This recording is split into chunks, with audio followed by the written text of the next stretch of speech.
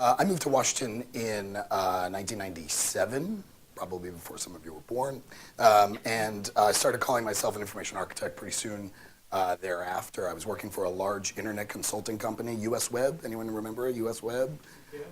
CKS, nice, yes, US Web, CKS.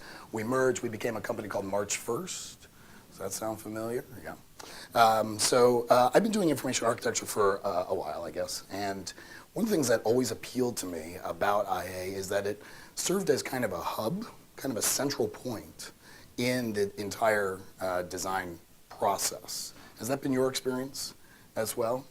You're not going to get away from not participating in this talk. I have no control over my slides, so it's just us. You know what I'm saying? We really can't get this thing to work. I got a lot of rhythm going. I got stuff I need to... Oh, did it work? Was that me, or is that you? I'll try to be in sync with you. This is sort of connected to your head, I guess. Yeah, all right. About 8 years ago, I started a user experience design firm called US Web, called 8 Shapes. We do UX design. We're a small firm based here in Washington, D.C. I've also written a few books. A couple of books. I wrote Communicating Design. Second edition came out in 2011. And then last year, as Lisa mentioned, I wrote a book called Designing Together. And this really, because of my role as an information architect and finding myself, like you guys, in the middle of a lot of the action on a design project, I became really interested in how teams work together. Or more importantly, how teams don't work well together. Why don't we... change slide, please. So the thing in the middle is a card game that I designed. Maybe some of you have played this game. This is a set of cards that describe different situations that designers find themselves in and different techniques for dealing with those situations. And it's kind of a nice reference point, but it's also a way for design teams to kind of get together and talk about design or complicated situations, difficult situations in a safe way. Next slide, please. So I don't know about you or your family, but this is how they think about what I do. Can you see this? Can you see this guy? I don't know what is most remarkable about this picture. The fact that he has chosen to use an iPad stand as his chair. He actually drags this around the house now and say, "Daddy, this is my seat." So he gets to sit in a seat. I don't know if it's remarkable that there's no screen here. Did you notice that? There's no actual engaging in anything visual, it's just typing madly on a computer. But I think we all know that this is not how we work, right? Next slide, please. Try it again. I mean, Now turn it around. turn it around. Yep, now do it. Look at that, control. I was actually going to talk about control freaks and creative people. Actually, nicely illustrated by my children here. But this is actually how we work, right? We work with other people all the time, right? I'm not just sitting at a computer idly, tapping away, making boxes and arrows every day. I'm engaging with other people to do design work, right? From your perspective, what is the most remarkable thing about this picture? Yes, they're using a Windows machine. Okay, that's fine. That's fine. It is what it is. Yes, my wife has really interesting taste in headwear for small children. Sorry to the people on this side of the room. We can't get it on both? Oh, no, we need to see the tweets. Gotta see the tweets. So, yes, interesting headwear, but here, I think, is what is the most interesting thing. Don't touch my stuff. That is how we design with each other, right? We are adamant about, these are my wireframes. Maybe you don't say that, but everyone else on your team definitely says that. These are my mock-ups. This is my code. But increasingly, we need to find ways to collaborate better with each other. I love this picture. This one is the control freak, firstborn. This one is the gadfly. Together, they represent the perfect information architect. You know what I mean? All right, bye boys. I picked up in the airport yesterday, Harvard Business Review actually has a magazine out. It is crazy expensive for a magazine. I was shocked, but it's, I can't remember what it's called, Collaboration at Work, I think. And they had a story about how Pixar fosters collective creativity. So I want to drop this quote in because I think this is sort of the crux of why collaboration is really important to us, which is ideas are a dime a dozen, right? It's the quality of the design team, how the design team works together that can take one pretty good idea and turn it into a fantastic idea. Now is a really good time for you guys to tune out. I'm going to give you some recommendations for books. You can search Amazon for these books, maybe download them while I'm talking, maybe more interesting for you. This one I just finished. This is called 5 Dysfunctions of a Team. It's almost a classic. And it talks about the 5 different ways teams don't work really well together. He offers some techniques which kind of help build team. It's written as a parable. So you have to really enjoy reading about people in a meeting. That's really kind of the whole story. You know, we're not talking Game of Thrones style action here. There is some pretty boring sitting in meeting scenes. But still, it's interesting if you're interested in the dynamics between people. This book is one of those few that I would say changed my life. This is called Mindset, and it's by a psychologist called Carol Dweck. She's based at Stanford, I think. She studies this really interesting phenomenon, which is when we tell people they're really good at something, they exert less effort. And maybe you've experienced this even yourself or in your children or in some of the people that you work with. This is a really interesting phenomenon because people start to believe that they're so smart, they don't want to prove anyone wrong. They don't want to prove themselves wrong. That's called the fixed mindset. She also posits a growth mindset, which is that people embrace challenge because they recognize that my skills and my capacity is pliable, that I can change it by putting effort in, right? We have countless people who have a fixed mindset. They don't want to put the effort in because they don't want to be proven wrong.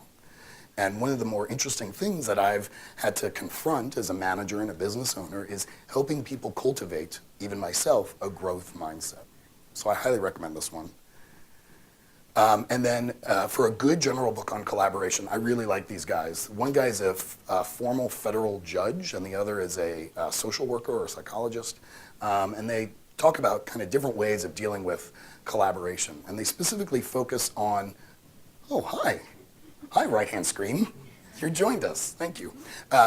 They focus on defensiveness, right? And this idea that if we ever expose ourselves to any vulnerability, we put up defenses, right? We don't want to do that. And that is one of the key problems, obstacles to collaboration. So if you do choose not to download any of those books and continue to listen to me, what I want to talk about today is what makes for effective collaboration. Did I leave my water over here? You guys didn't drink from it, did you? That's cool. It's cool. It's fine. It's fine. It's collaboration, right? We all want to get the water to the bottom of the bottle. So I'm going to tell you a story about a design lead. It's more meeting stories, sorry. A design lead and a prototyper. And maybe you can parallel this to some of your own experience as an information architect on the team. But let's say design lead has gotten to a point where he or she is prepared to do some mock-ups, right? So they prepare some screen mock-ups and they share that with the prototyper on the team. And the prototyper creates this initial prototype. Hey, those are great screens. Let me pull it together into an HTML, CSS prototype. Excuse me, Axure prototype. What do you guys use these days? Axure. Okay, we can talk about that at lunch. Okay, so I'm going to prototyper then shows the design lead the prototype, and the design lead provides some feedback on that prototype. You guys all with me so far? Pretty basic conversation.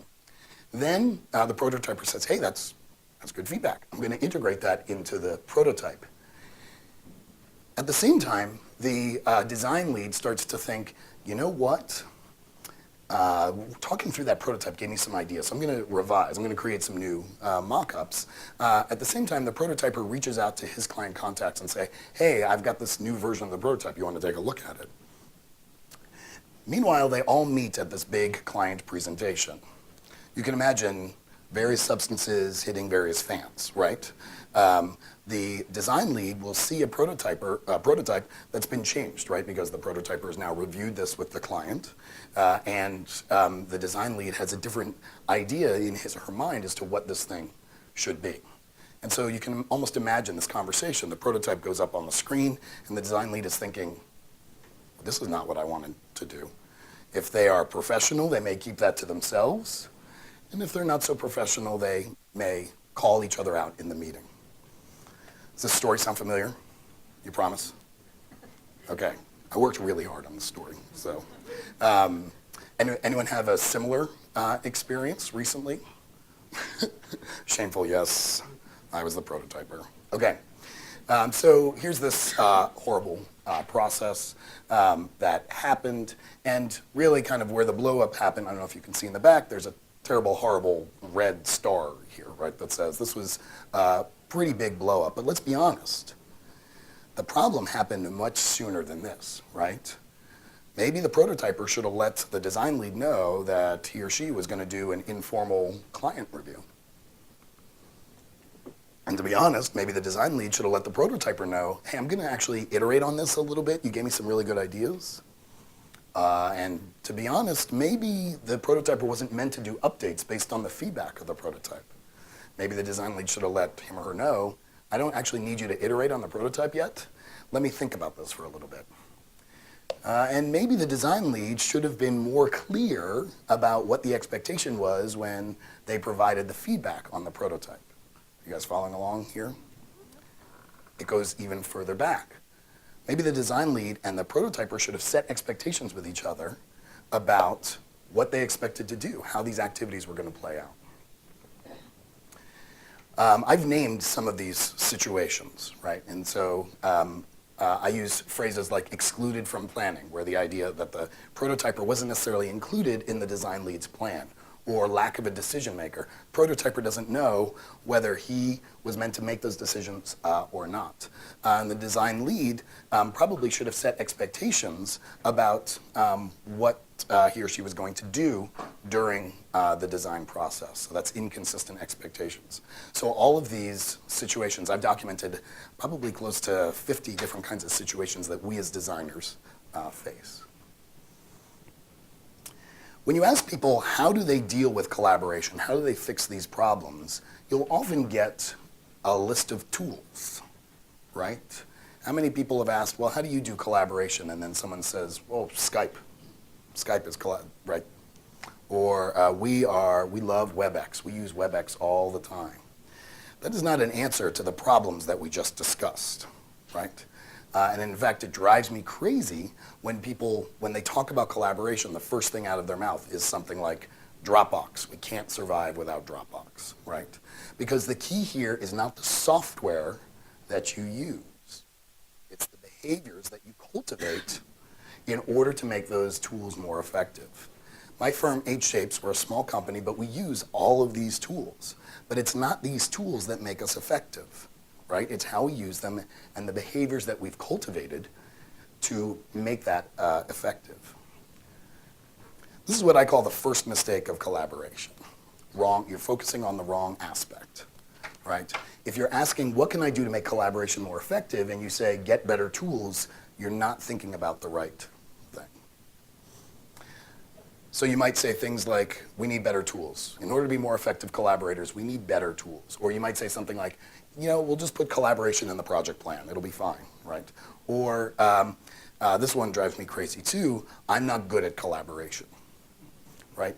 Collaboration is not a thing that we can insert into a plan or buy a tool to help us with, or something that's inherent in who we are, right? It's a series of practices and behaviors and values that permeate our design teams. You with me? You worried about the weather? It's cool. It'll clear up. It'll be fine. It always melts, right? I went to college in Connecticut. I know. It always melts. But there are other mistakes that we make, right?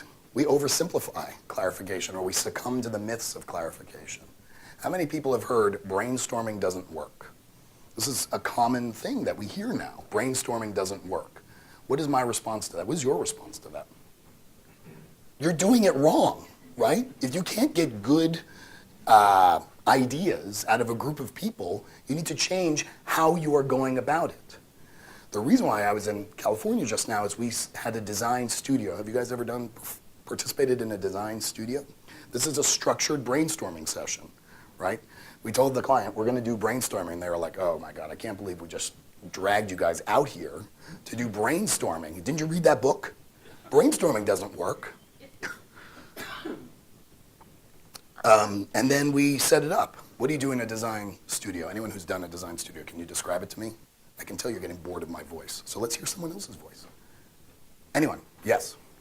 You get the clients to kind of sketch out squares, labels, kind of what they're thinking. You pick a use case or a user story and just kind of ideate on it, then you bring it together and present. That's fantastic. So you hit on 2 or 3 of the 4 things that I was thinking about, right? You get other people to participate. This is not just designers sitting in the room. You get your client. We like to get a very diverse team together. Developers, business analysts, QA folks, anyone that we can get together. Marketing people even, I know, it's crazy. We get them together. We break them into small teams too. Another constraint is that we limit the amount of time they can spend on the scenario. So we also use a scenario and we say you have 10 minutes to sketch a screen. All of these constraints yield a series of ideas which we then pull together. Structured brainstorming is far more effective. And so if you just simply say, well, to do collaboration, we need to do brainstorming, then it's not going to work. So if you were in this situation, if you were, say, the design lead or their managers, what would you do? What would you advise these people? Have you had coffee? Did we get these guys coffee? All right. Anyone? What would you do? What advice would you give them so they don't make the same mistakes next time? Yes? Probably at the beginning, lay out an anticipated chain of events. So if there was divergences, like you said, and do further iterations, that they would understand that there was a process that they were deviating from to get the cue to. Tell me your name. So, Joshua Joshua. says, I'm going to lay out a plan so we all know what we're supposed to do, right? And if we deviate from that plan, we have a good idea that we are not doing what we planned, and so there may be risk associated with that. Some kind Jeff? of constant organized communication, be it scrums, be it daily stand-ups, whatever. Establish a mechanism for, Jeff says, establish communications with the team so that we have a way of checking in with each other constantly. I'm going to skip the next 20 slides because these guys just covered it. I'm just kidding. Yes? Tell me your name. Abby. Everything they just said, but also maybe the developer or the prototyper could have been brought in on the mock-ups earlier so that there weren't, before anything ever went to the client, touch base first so that we don't have things in either one that won't work for the other. So Abby says, bring the prototyper, in this case, in sooner. And this is what we do at Page Shapes. We have small team. Thank you for your contributions. I'm going to continue talking now. We have small teams, and we try and get them involved as soon as possible in the design process. It's not always feasible, given schedules and things like that, but the more that people know up front, the better they can anticipate things that are going to happen down the line. These are great lessons learned that we can do. You might also just get them to use Skype. I'm just kidding. Skype them. All right. You are awake. Good. I appreciate that. So here are 6 pieces of advice that I could give this team. In fact, we've actually covered establish a communications plan, right? That's what Jeff said, right? Establish a mechanism. Let's go there. Let's just go there. And then we can talk about it. It'd be great. So be explicit with your coworkers about when and how you're going to check in with them. Does this seem stupid to you? Does this seem pretty basic to you? Right? It seems self-evident, and yet how often do we take these things for granted? I was reading these articles about collaboration in the Harvard Business Review, and they said one of the myths of collaboration is that new blood is always better. And the reality is that when you have a well-established design team, they have these behaviors and they have a way of communicating with each other, right? And so what we try and do is mix it up a bit. Have people who have been working together for a long time on the team, but also have a few people who are new, who can inject some new ideas, but also so we can teach them some of our habits.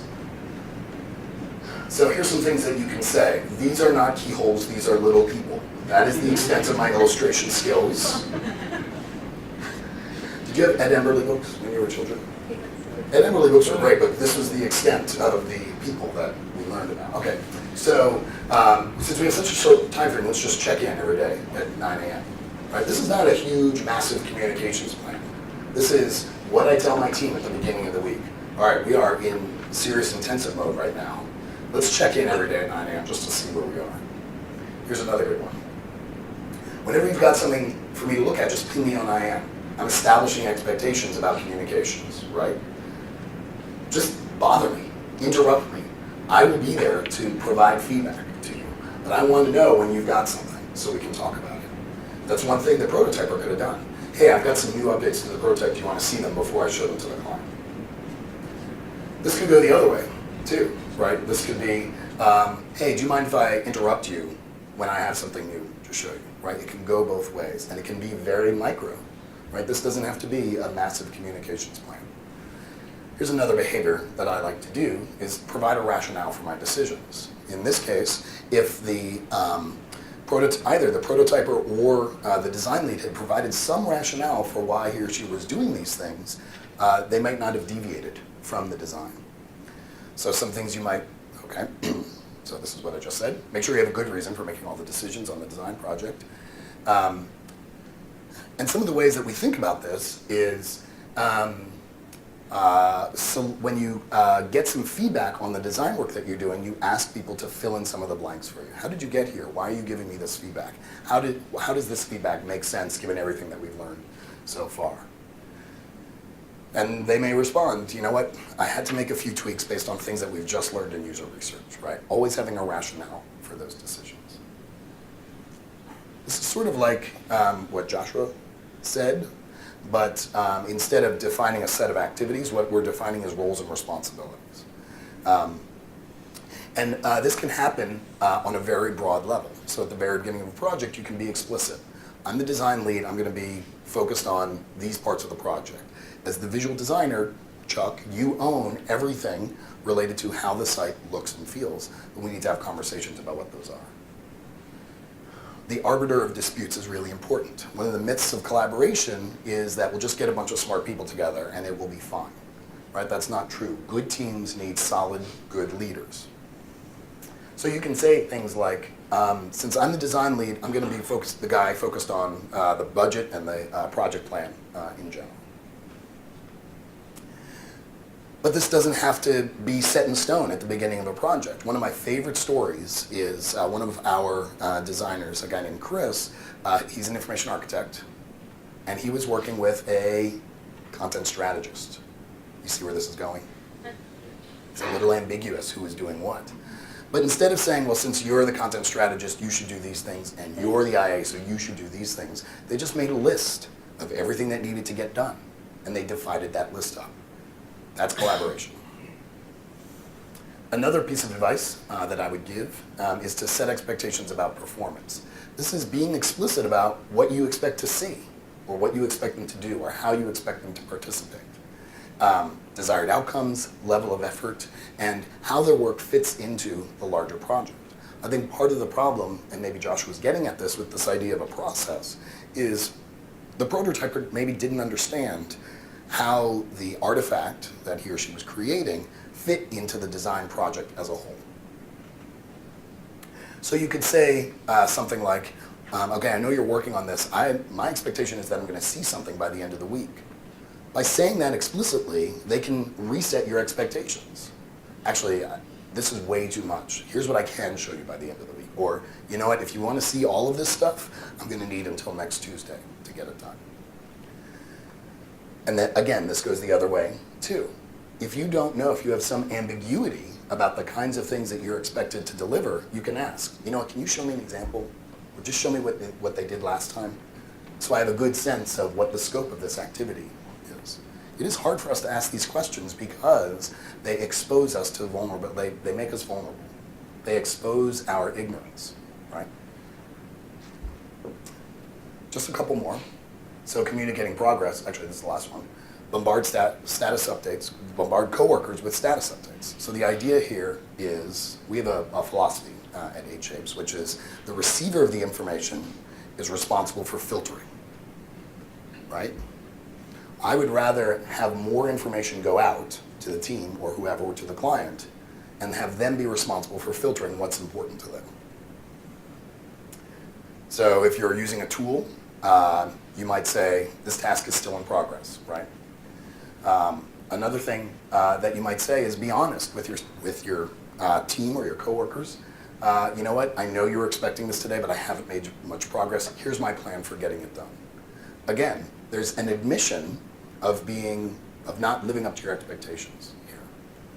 There's something that my partner Nathan once said, which really struck me and has kind of stayed with me for a long time. I can't manage what I don't know, right? Bad news is made worse if it's not shared.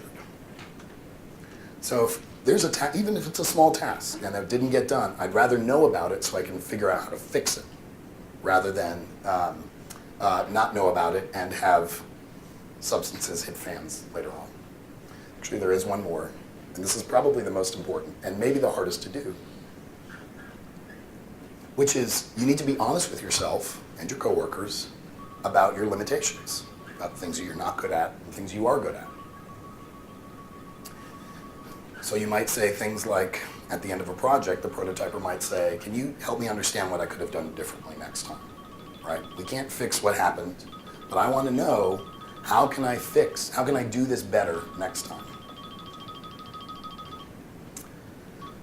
Another thing that you might say is, you know what, I realize now that I had some assumptions, and maybe those assumptions were wrong, and those assumptions were based on my prior experience. So let's talk about what assumptions I brought to the table, and maybe those aren't true every time. Help me learn, right? It is hard for people to do this, to admit that they're coming with certain preconceptions, or to admit that they don't know what is going on, what they need to do for a project. Reflecting on your performance means being honest with yourself about what you can and cannot do. So when we talk about what makes collaboration effective, we're talking about a series of behaviors like these. And in fact, I have identified probably close to 30 of these behaviors, collaboration behaviors. And when I identified them, what do you think I did with them? I categorized them. Weren't you waiting for that? Aren't you excited? I did this talk at Interaction. They had no idea what I was talking about. But IAs, my people, we understand. Put them in buckets for heaven's sakes. Why are you waiting for? Why are you giving me these long lists? So I identified these, what I call virtues of collaboration. Clarity and definition, accountability and ownership, and awareness and respect. And actually there are 4 virtues of collaboration, along with openness and honesty. I'm going to talk in a little bit more detail about these shortly. But these are the values and the things that we have to embody if we want collaboration to be more effective in our work. You don't have to write these down. These are in my book. It's just called Designing Together. That was tacky. I'm sorry. That's the last time I will shill the book.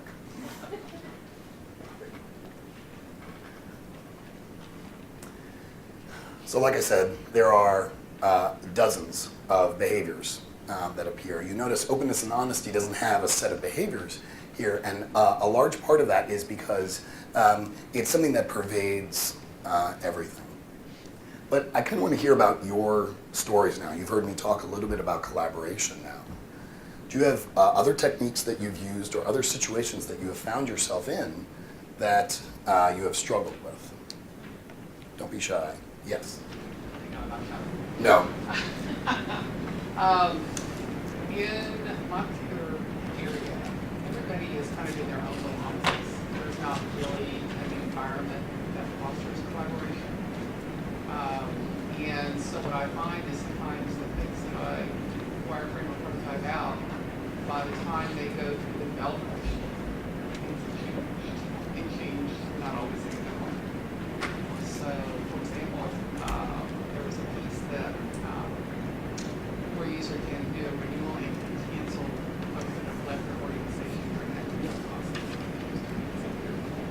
And I'll repeat. Don't worry.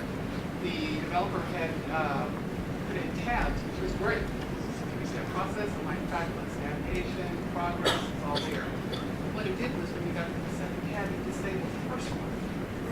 I'm like, why are you doing it? That wasn't your design. What is it you're trying to accomplish? So it really, we had about 30 minutes of heated discussion, but we did come out at the end of it with what I would say consensus, and I identified consensus as agreement to support it. Okay, I'm going to repeat what you said. Remind me your name. Joanne. Joanne says that in her office space, everyone is in their own little offices, and that may be a cause for some of the behaviors that she sees, which is that there's this design drift, right? We establish a design, and then as it gets handed off, changes get made, and she could provide an example of one of those changes that got made. What happened after that is not to be believed. I'm just kidding. So what happened after that was Joanne looked at the prototype and said, this was not how it was designed. And they had a heated conversation, but ultimately they arrived at an agreement as to the design direction that it should go. Yeah. Anyone who tells you conflict is bad for design has never done any design work, right? Those heated conversations are, I think, the engine of design, right? Unless you can defend your decisions and get new perspectives on how a UI or a product should work, you're not going to be doing design very effectively. So I love that you have those heated conversations as long as no one takes it personally, right? As soon as you start to take it personally, it becomes very unhealthy. The other thing that you pointed out was sort of, can I call it the geography of your workspace? I think this is really interesting. How many people work in workspaces that sound very similar? Everyone's kind of in their own little separate offices or cubes. How many people work in distributed or remote scenarios? How many people work in giant, wide open? Yeah, this is another one of these things that we hear about, is that giant, wide open spaces are really good for collaboration. How many people agree with that statement? You like giant, wide open spaces, awesome. Some people don't like them because you can't concentrate, right, when you need to get your stuff done. I think I've come to the conclusion that geography is a red herring, that collaboration is hard no matter what kind of physical circumstance you're in. 8Shapes is a distributed company, right? And everyone works out of their home offices. And some people may say, well, you can't be creative like that. And I would say, well, we're doing okay, right? The truth is that any situation, whether you can't concentrate because you're in a big open workspace or you're in these little silos, everything comes with a set of challenges. And the idea, hopefully, is that adopting these behaviors allow us to overcome any of the limitations imposed by geography, because every single geographical circumstance has a problem. Thank you for sharing that story. Other stories? Abby? My team, so we have our development team here in DC and our design team in New York. And Development team here, Yeah. design team in New York? Yeah. New Yorkers. I don't trust them. So we sort of to pull on, I'm sorry, was it Diane? Joanne. To pull up what Joanne said, I hear that phrase a lot, that what you said was my design, which is I'm a developer who used to be a designer, so I get sort of both sides of this. And people can get very proprietary, but sometimes what happens is the designers will go to the client with a mock-up before showing the developers, and then they'll get to us and we'll say, that really can't be done, or that doesn't make sense, or that's going to be 40 hours of extra effort, whereas if we tweaked this by 5 pixels, it would be, It would fit into our existing grids and we won't have to worry about it. Exactly. So we've had struggles with this on both sides, where we get frustrated that they show the client a design without making sure it's feasible, and then they get frustrated if we show the client something that has been tweaked. But we do, as much as Skype is an advantage, we've tried to get better. We're on Skype with them. That's great. Face to face, multiple times a day. It's still very frustrating because we're all very proprietary about it, and we're trying to overcome that. You want to care about your work and have that sense of ownership, but not be so in love with your design that it can't be tweaked, or so in love with your code that you won't recognize what's good for the design. So It's a challenge for both of us. great. Can I summarize? Yeah. So great story. So Abby works in a situation where the designers and developers are geographically separate, and there's a huge amount of, can I call it ego, kind of poured into our deliverables or the artifacts that we are responsible for. And that ego makes it really hard for people to want to stray, to change, to adapt based on the needs of a project, the needs of a design, right? I always use the phrase my design as well. It's just sort of a habit. But I'll be honest with you, some of the best work I've done over the last couple of years, I'll look at the UI and I can't distinguish whose ideas were whose. And I'm enormously proud of the fact that I get to work on teams where we're all contributing stuff and we're watching the evolution, the iteration of these efforts, and that no one person can sort of claim final ownership. So while accountability and ownership is one of the virtues of design, one of the virtues of collaboration, I think it's different than this is my design, right? Or this is my code. That there's a different kind of ego investment that we have to make. One more story? One more story, okay. Go ahead. So I'm just curious. So I have the. This is a question, not a story. Yeah. Okay, go. I have the honor of being the one and only artist, not to stereotype, the artist among scientists and mathematicians and Okay. engineers. And so I was just wondering, do you have any tricks for getting people to open up a little bit? So obviously very focused people. So it's in similar vein to the other questions, but how do you get to people to be a little bit more vulnerable in order to get them to collaborate? Any thoughts? Tell me your name. Lee. Lee is in a situation where she is the designer among a lot of nerds. Is that fair? I think you should go to Jeff's Lego thing. Yeah, I think I already signed up. Can kids come? It's just lovely. Can kids come? Really? It all started. It's past their bedtime, though. That's 6:30 to 9. That's rough. Anyway, so I'm just trying to think how I could justify that to my wife. I wouldn't stereotype nerds as being especially difficult to work with. We're all difficult to work with, right? We all have egos and we all erect defenses to prevent us from being vulnerable. I think getting to know, there's a couple things that occur to me. Getting to know them personally is great, right? Did I need to do this trip out to California just now? I don't know, but I got to know my client personally. I got to know my team, even though I've been working with my team for years.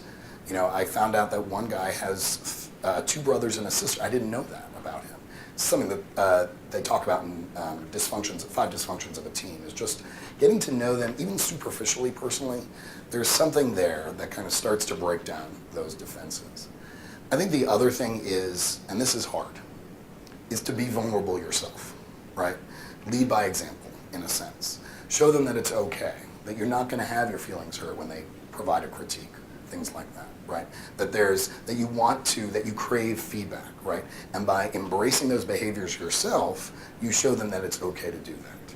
Is this going to change overnight? No. I mean, there's just no way to change a corporate culture overnight.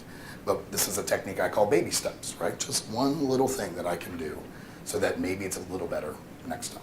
So thank you for sharing that. Great stories. I'm going to finish up, and then we'll do some more Q&A. Does that sound okay? Or get coffee, whatever you need, I'm totally flexible. Several dozen collaborative behaviors. I don't know what these are. Oh, yeah.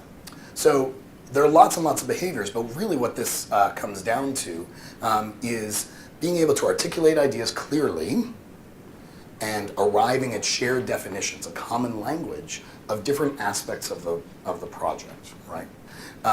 And this may feel a little ambiguous, but you can start to see, like when I say template, do we all mean the same thing when we say template, right? Or when I say navigation, or top-level category, or, right, we all have different conceptions. Even we IAs have different conceptions of what those are, what that means, right? And so not being afraid to be clear about the elements of a project, the elements of a project plan, roles and responsibilities. With accountability and ownership, again, lots of different behaviors, but the crux here is this. We understand what each other's responsibilities are. We understand who is responsible for making certain kinds of decisions. We understand who's accountable for the whole project overall. And we all feel a sense of ownership in the project, right? I think, Joanne, the reason why you have heated conversations is because both you and your developer give a shit about what's happening, right? That's fantastic. One of the reasons to do a design studio is to get all these people involved is so they feel like they have a stake in the outcome of a project. Again, lots of different awareness and respect, but ultimately here, this is not personal, right? This is just design, right? So the idea is I need to be aware of how my work impacts another person's work, but I still need to be respectful of how I engage with people. I think a big part of this is understanding that teams have contours, is maybe a good way of putting it, and that not everyone participates in the same way, but there's still some value in everyone's contribution, presumably. And then openness and honesty, again, this is the value that or the virtue that pervades all the other ones. We need to be honest, right? If I need to stake my claim on a certain set of tasks, I need to be open and direct about these are my tasks to take care of. Or more importantly, if I need to assign these tasks, then I need to be open and honest and say, these are your tasks to do, right? But openness and honesty is also about being open to critique, right? Being open, exposing yourself, being vulnerable to the kinds of feedback that you're going to get. Designers thrive on feedback. Even though they may not always behave like that, and we may not always behave like that, getting constructive feedback on a design or my behaviors or my participation in the project helps me become a better designer. So just to provide some examples before we wrap up, let's say just in this first situation, right, this transition from screen mock-ups to initial prototypes, the prototyper might simply ask, all right, so you've shown me these mock-ups, but what exactly do you want me to be working on, right? That's a clarity and definition type question. Define the scope for me. Be clear and defined about what it is that you want me to be doing. With accountability and ownership, the prototyper might ask the question, if I come up with some issues or problems, can I make some calls about the direction the design should go in, right? These are hard questions to ask, but important questions to ask in order to avoid the mess that we saw later. Awareness and respect, the prototyper needs to ask him or herself, okay, if I'm doing these things, what's going to be the downstream impact to the design leads, to the design lead, right? How is this going to impact their work?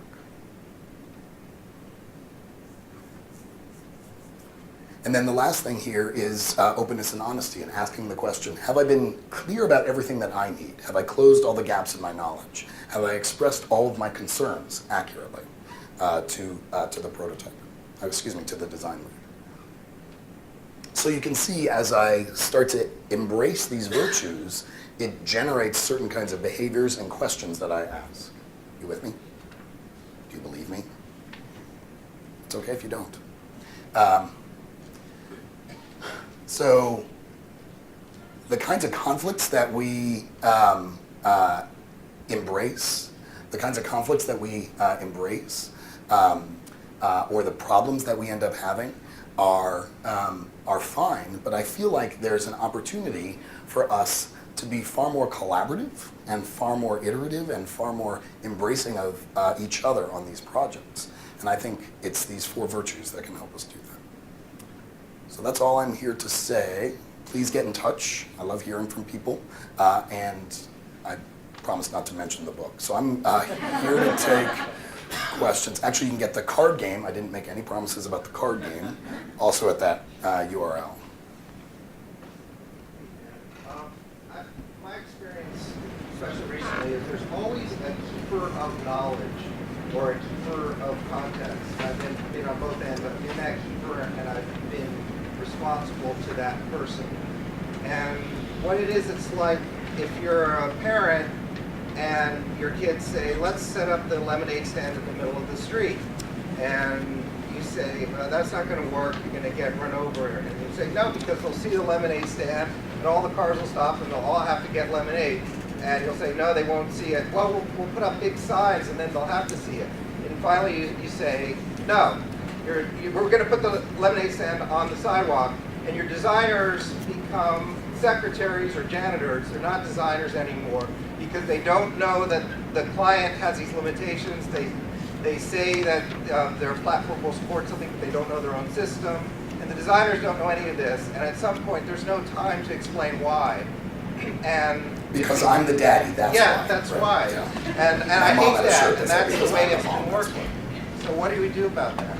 Because then you're sort of making them not creative anymore because they want to be, you want them to be, but there's no way to do that. We all have to work. So to summarize, sometimes constraints suck. Is that a fair summary of what you just said, right? We have constraints and they suck. Sometimes those constraints are familiar to the participants in the project and sometimes they are not familiar, right? Our children, your children sound different from my children, but they want to set up the lemonade stand in the middle of the street. Well, no, there's a constraint there, right? A fairly scary constraint. We work on design projects all the time where the constraints loom large, right? I think who knows what your situation is, right? Aside from the lemonade stand issue, there are issues of communication, probably. There's issues of transparency. There's issues of openness. But ultimately, designers want to solve problems. And when we work on very large clients, they come with more and more and more constraints, right? But more constraints doesn't necessarily mean boring problem, right? There's always a fun problem to be solved. This is a mindset issue, right? This is, I'm going to embrace the problem regardless of how it is. So I'm not a big fan of the lemonade stand, but let's say that's our example, right? Here are your constraints. What can we do within these constraints to make the lemonade stand appealing, inviting, and all of those things, right? Hopefully, designers think of that as a more interesting challenge. What we have had to do, or what we try and do, is embrace a wide variety of projects that allow us to deal with lots of different kinds of constraints, right? Some very loose, some very strict, right? And that balance across different projects is what allows us to stay sane, honestly, right? It allows us to stay, so we're not necessarily always working on the same kind of project with the same overwhelming constraints. It's a tough situation. I think the challenge is helping your designers cultivate a mindset that allows them to see the value that they can contribute to a project. Lisa? One thing that I haven't heard brought up, which surprised me, was I'm not sure why everybody's talking to the client. Like at some point, you want everyone in the room with the client, but everybody shouldn't necessarily be showing stuff to the client at different times. There ought to be designated points of contact so that the client's not getting different messages from different people on the team. And I mean, one of my questions is, well, where's the project manager in all this? Why are all these different people showing, deliverables to the client? So one of the things that you're seeing is a bias. So Lisa's asking, where's the project manager? Right? Why are designers taking care of all of this? And one of the things you're seeing is the bias of a small organization like 8 Shapes. And what the culture that we have cultivated over the last 8 years is that we have no project managers. That our design leads are the people who are responsible for doing project management, what others would call project management. The idea is that as the person responsible for the vision of the design, I should also be responsible for the execution of that project as well, for the execution of that design. Now that may be controversial. To get to your the larger point here, which is I think, how do we moderate communications with the client? I received some really interesting feedback from one of my designers. Can I tell you what that feedback is? Can you guess what that feedback is? It's okay, but you can say anything you want. You have a funny voice. You don't shave enough. You talk too much. It was really interesting. something that my wife would probably disagree with, right? But it was interesting, right? I tried to own the conversation with the client. And that meant that designers couldn't participate. They couldn't share their work. They couldn't share their ideas. I show up to meetings now because I need to see how everything balances out, how everything contributes. But I think there's enormous value, growth potential for designers who are responsible for telling their own stories. Lisa disagrees. Stand by. But they can do that in a way where one person has set up the meeting with the client, so multiple people. No doubt.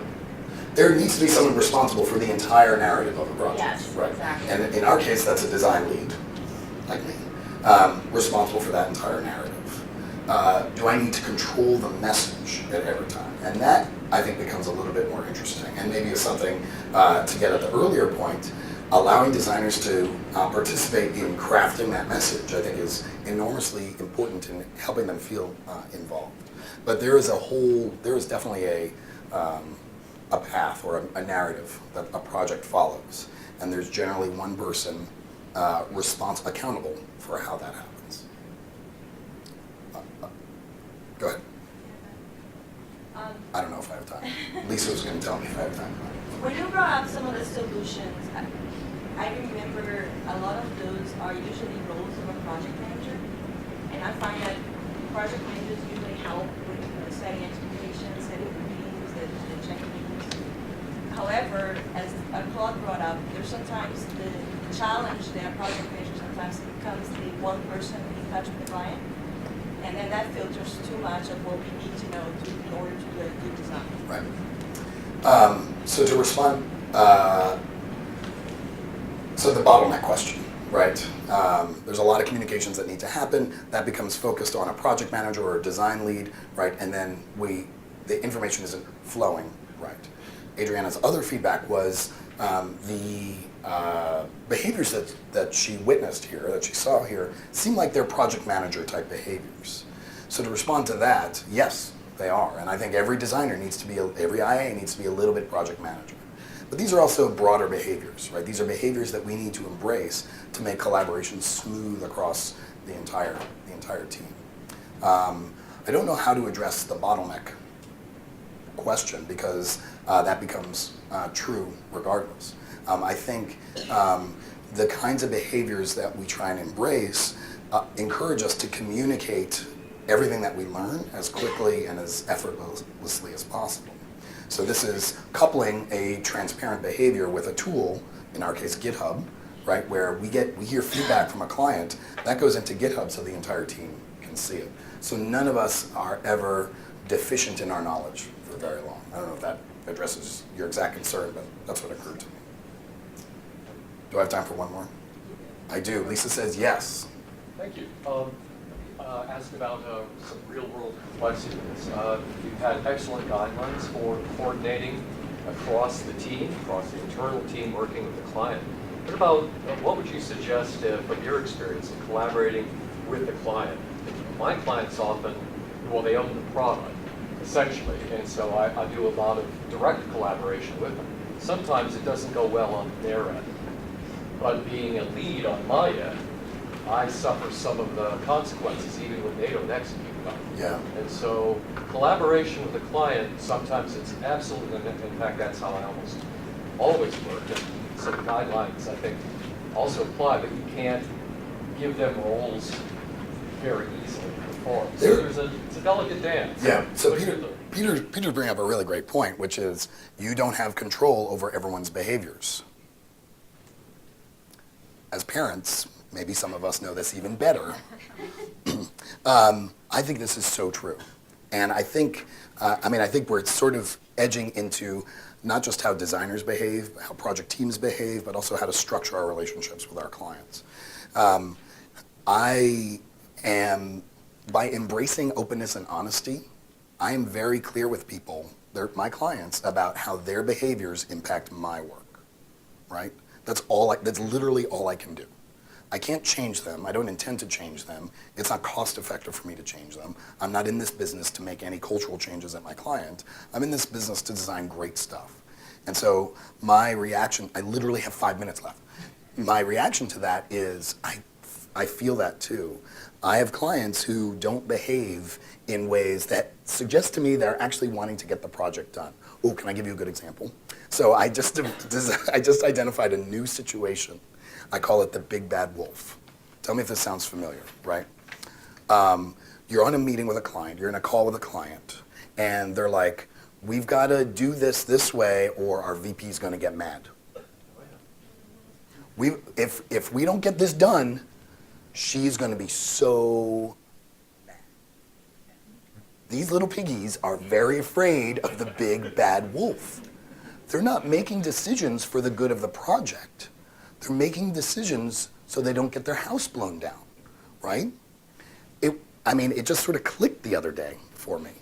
There's only so much I can do about the big bad wolf. And then as a follow-up, do you ever show up to a meeting with the big bad wolf and they're just like another piggy? Like they're just fine. They're like, why is everyone so scared of this person? It's so strange. There's no teeth, there's no heart, there's nothing. Anyway, so why was I giving you that example? It just suggests to me that they embrace behaviors that are not for the good of the project, right? And there's only so much I can do about that. The only thing I can do is be transparent. All right, well, if we're really focused on meeting these goals for her, here's everything I am not doing for you, right? I'm contractually obligated to deliver these things, but you're telling me to take my hours and spend them over here. So you tell me what's more important, right? Make them accountable for the direction that they're giving. All right, I think my work here is done. I'm sorry, Joshua. I hope that was a reasonable kickoff to the day. I'm going to hang around for a little bit, so if you have any other questions, do come and find me. It was really nice spending this morning with you. Thank you very much.